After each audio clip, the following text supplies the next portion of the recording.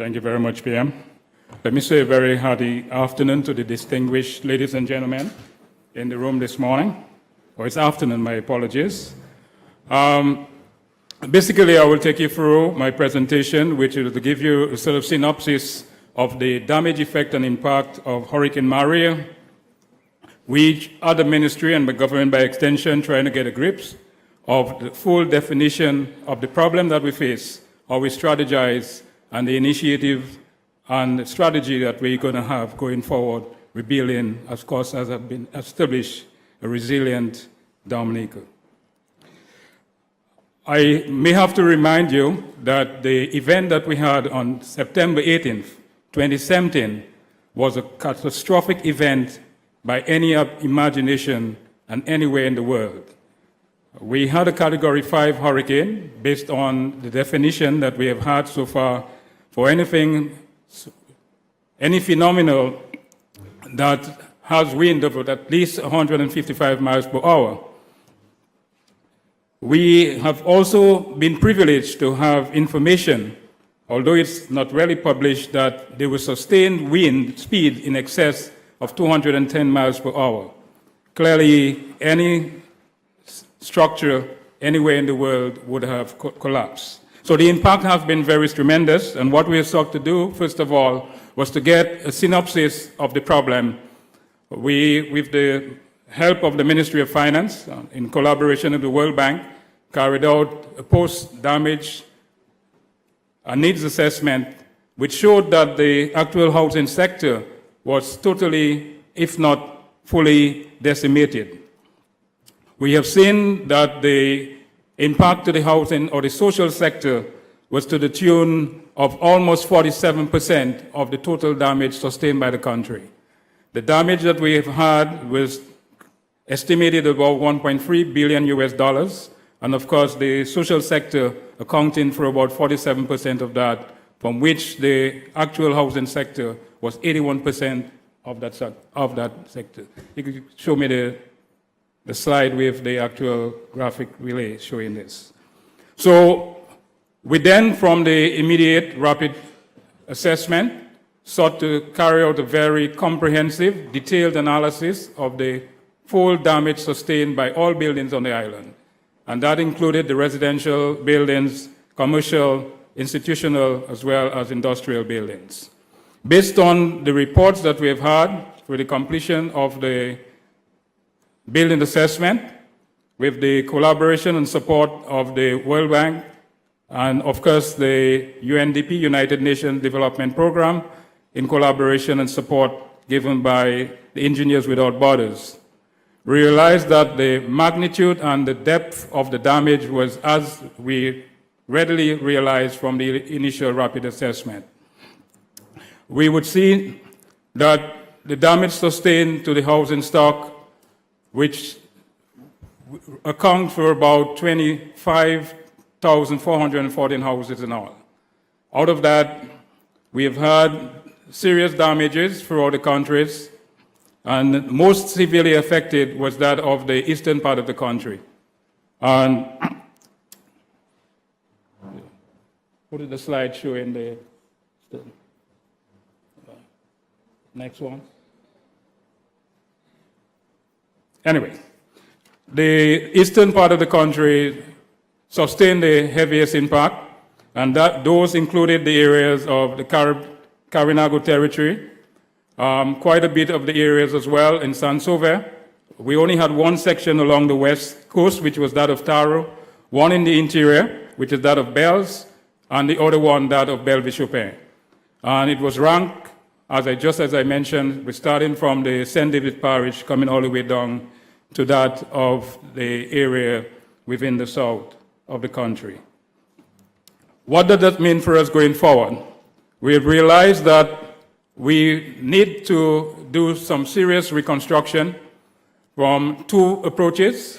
One, basically have to deal with the repairs of the roof, since based on the assessment that we have done, we realized that quite a few of the roofs of the country's built houses were seriously impacted. And based on the way that the assessment was done, we had 4 different categories. One where we seek to classify houses that were damaged with just about below 50% of the roof, meaning that some of the roofing sheets were gone, maybe a few of the pole lines, a few of the rafters. Minimally or minorly damaged would have been houses that sustained damages to the roof in excess of 50%, but less than 75%. And seriously damaged houses were those in excess where the roofs sustained damage of excess of 75%. It means, of course, in addition to the roof, we also had instances of windows getting damaged or smashed, a few times that you have the doors, and sometimes, to a lesser extent, some wall damage as well. Based on the analysis, we have been able to classify the minimally damaged and the minorly damaged into one that will really require just a simply re-roofing. That wouldn't necessitate any sort of redesign or any sort of submission to the planning department, but it really will call for we subscribing and adopting the best practice going forward as far as the construction practice is concerned. And what we did from the ministry and, of course, by government by extension was sought to go on very early training and public awareness. We started with Bajan College by the name of World Bank College in a collaboration of the CDB as well as the UNDP. And we went through all the various communities trying to solicit the support and the awareness of homeowners. We recognizing very early in the recovery stage, in the relief stage, people who really want to put back the roofs as quickly as possible. And we really wanted to ensure that we were here on the ground very early in the course of business. Because we all are very familiar in Dominica with the terms that we say, a permanent temporary solution. So we know many a times that you will go on with the extent and thinking to have a temporary solution, but with the comfort of time passing and nothing happens, you get back into complacency and until the next hurricane. So we really wanted to ensure that we were on the ground very early. And based on the analysis, we are seeing that we have roughly 13,700 roofs are repairing, meaning that we basically either have to replace a few roofing sheets, the pole lines, the rafters, and mandatory, of course, to ensure that the hurricane fasteners are also installed. That leaves us with another extent of about 13,300 houses as well for complete reconstruction. And when I say complete reconstruction, it can be either reconstruction of the roof structure or the reconstruction of the entire building where you had the total destruction of the building. We also want to go forward, learning from the examples that we have already started. Most of us in the room will realize somewhere in 2007, 2006, government embarked on a very ambitious and proactive housing renovation and construction program. And so, as we sought to take on the ills and the shortcomings we had in the housing sector, we sort of targeted the areas of the country where we felt that the housing needs were more desperate or more critical. And we went ahead designing safe, affordable, and comfortable housing solutions. What we want to do this time around going forward is to take it a few notches higher. As has been well proclaimed by the Honorable Prime Minister throughout the universe, that we intend to make Dominica the first climate resilient country. What does that mean for us from the Ministry of Housing and by government by example? We have to look at the processes. And one of the first things we sought to do was to take an inward look and revise our building codes, look at some of the areas that needed improvement, and again, with the help of the experts from UNDP and the engineers without borders, we were able to fully revise and update the building codes. We also had to look at our systems in place in terms of the use of material. And government, again, sought to lead by example by ensuring that the use of suitable material will be one of the first steps in the rebuilding process. The quality of the house will be heavily dependent on the quality of the materials that get into the house. And so one of the things that we wanted to do, both to alleviate the situation on the ground in terms of the shortage of raw material and to lead by example in terms of the quality of materials we're looking for, government sought to undertake a bulk purchasing of the essential building material to the tune of about $17.3 million. I want to also appeal to the business men in the room this morning. That is in no way competing with you in your local market. You realize to rebuild, whether you look at repairing, rehabilitating, or reconstructing about 25,000 homes, that is a massive task in anywhere in the world. And of course, we have to understand the rapid and the intense way in which we have to do it. So one of the strategy, of course, is we looked at the houses that that could be repaired simply by re-roofing as a low-hanging fruit. And so we have been able to take on the initiative to ensure that we have all the necessary building materials to approach the repairs of that building stock as quickly as possible.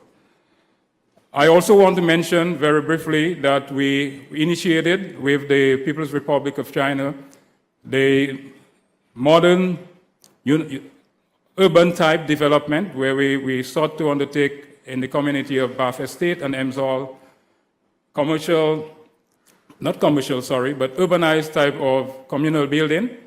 And we were able, with the help and support of concessional financing from the People's Republic of China, undertook the construction of approximately 60 residential units.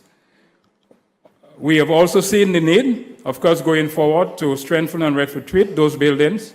The buildings are basically made of or constructed of structural steel and cladded with various forms of new material. The only challenges that we really had, the most serious challenges, was that of the roofing structure that we had to ensure that we repaired. And so for going forward, we will be ensuring that we approach it in a very organized and systematic manner. And one of the ways that we really want to do that is to remind ourselves, what is it that we're really confronting? And of course, I know a lot of us are very preoccupied with coming from the experience of Tropical Storm Erica. We were very scared of rainfall and floods. And coming from Maria, I guess we are also more scared of wind. But those are just two hazards that we're faced with. So we have to understand fully all the hazards that are confronting us in this country. And from the standpoint of understanding the meteorological hazards that we have is high winds. We have that of rainstorm and, of course, of hurricanes. We also have to face very serious geophysical hazards, that of earthquakes, that of volcanoes, and that of tsunamis. We also have to think of the physical vulnerability that we have incurred or inherited in Dominica. By all the nice geological features that we have, we boast of our pristine forests, we boast of our lovely mountains and flowing rivers. However, we have to be also equally mindful that because of our steep topography, that also poses very serious challenges for us. For slope stability, we also, volcanically speaking, very geologically speaking, that is, a very young country. So, of course, there are a lot of dynamics going on. We saw it in the case of Erica. What we had, well, for those of us who still remember Caribbean lands, that was actually land formation. It's creative destruction, as some of the people who studied economics will tell you. We also have to understand that we have very expansive clays, and as a result of that, we have very unstable slopes. Clay is a material that is very strong when it's in solid or semi-solid state, but whenever it gets saturated, it's immediate reversal of the strength. We also have to be cognizant of the fact that we have numerous watercourses, and even coming from the experience of Erica, a lot of those watercourses were seriously silted. And so Mari was very happy to really come back and build upon what Tropical Storm Erica left for it. And so those are the serious challenges and the hazards that we have to be mindful of going forward. And how we do that as a country is very important to ensure that we have a sustainable and desirable response to our reconstruction. To ensure that we do that in a very systematic manner, we have put in place the proposed strategy for having the country zoned in at least 7 different districts. And in those districts, we'll have the various design and supervision, and of course compliance officers to ensure that the buildings and reconstruction is done in a very secured and in a very safe manner. Also want to give you an idea on the response that we have seen so far.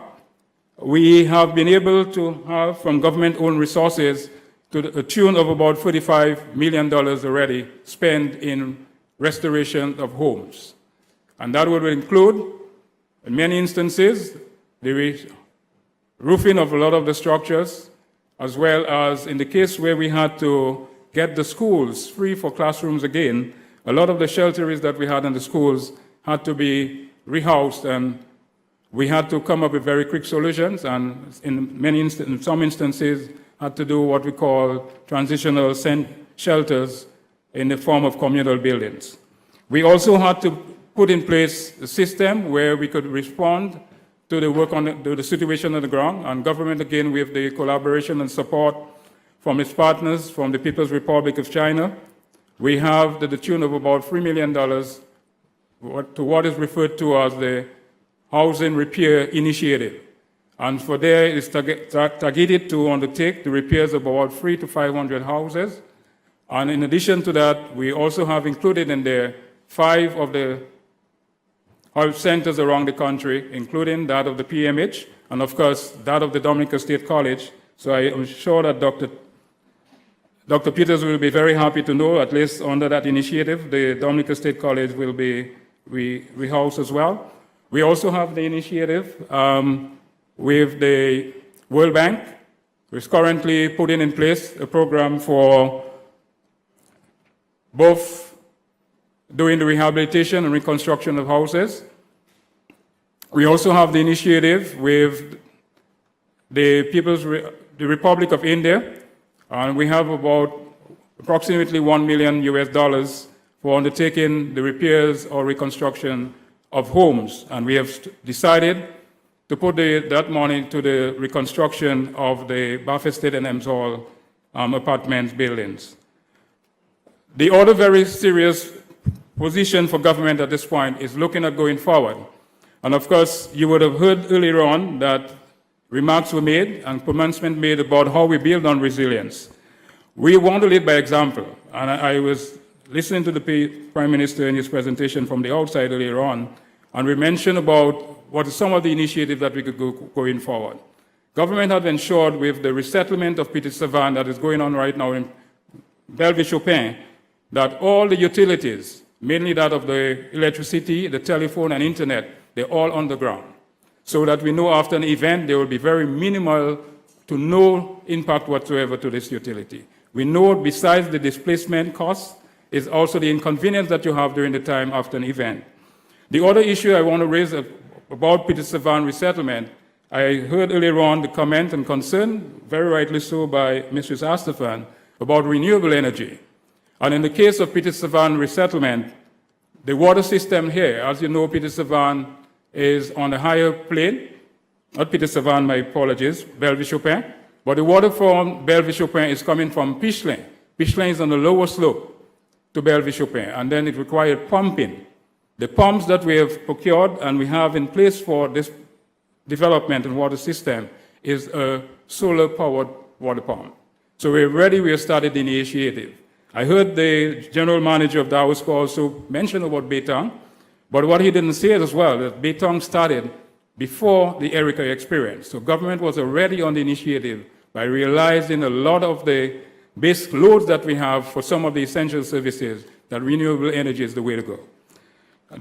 So those are some of the initiatives. I also wanted to show you on the slide some of the houses that government is suggesting as the new way forward. And we would see for the Rosa area, that is supposed to be the Pong region. Of course, it can hardly be recognized right now. To the southern side of it would be Cox Street, and to the eastern side would be Bath Road. You can't see the financial center. Of course, that perspective is standing from the financial center looking eastward.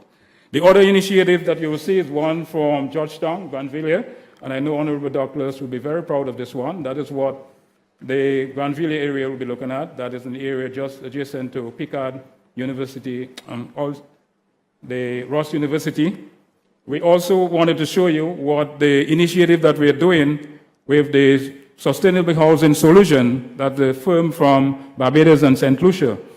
We're actually going to be constructing of precast prepressed concrete. And that concrete also will have the quality of being air entrailed. And what that will do is to improve the thermal quality of the concrete. So it means, therefore, during the daytime or during the evening time, you won't be feeling hot from this building, because what happens because of its air entrail, it inhibits the ingress of heat. So during the nighttime, there will be no need for fans or even for having air conditioning.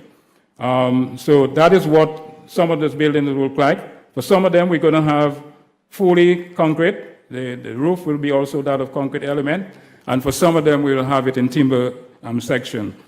That, in a nutshell, is some of the initiative that we intend doing. And of course, I will be happy to answer any follow-up questions that we have, and to say that we're well on our way of being one of the first climate resilient country of the island. Thank you.